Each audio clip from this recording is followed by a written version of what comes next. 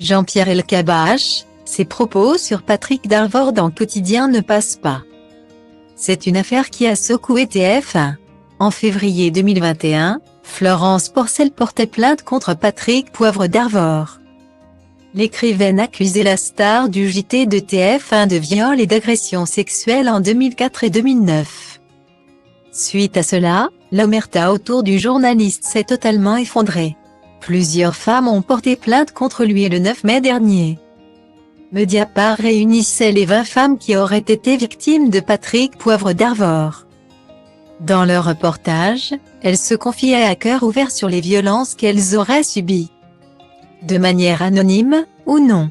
Jamais les femmes que vous allez entendre les récits n'avaient été réunies dans un seul et même plateau.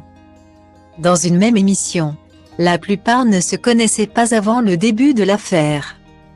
Certaines se rencontrent pour la première fois aujourd'hui, avait déclaré la journaliste Valentine Auberti.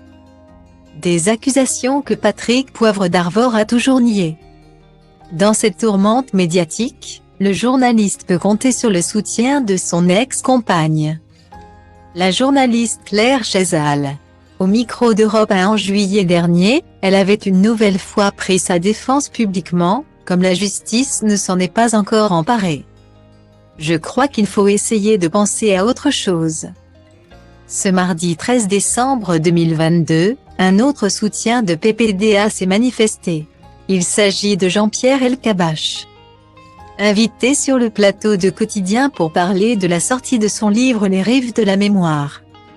Le journaliste est revenu sur les accusations visant son confrère, avec qui il a travaillé dans les années 1970.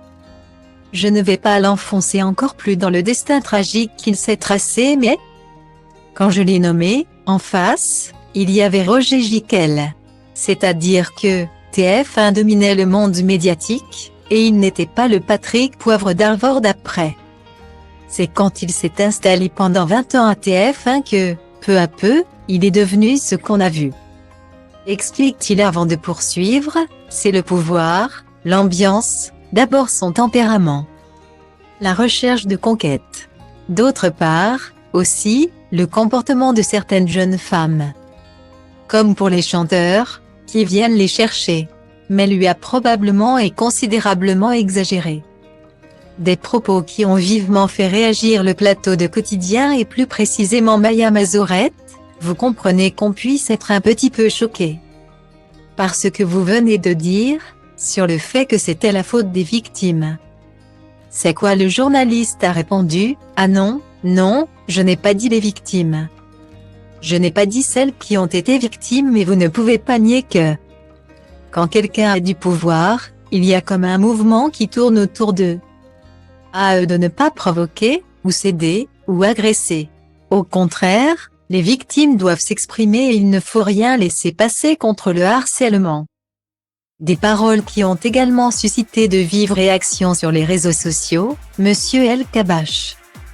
C'est à cause de discours comme le vôtre que beaucoup de victimes aujourd'hui ne sont pas prises au sérieux ou préfèrent se taire.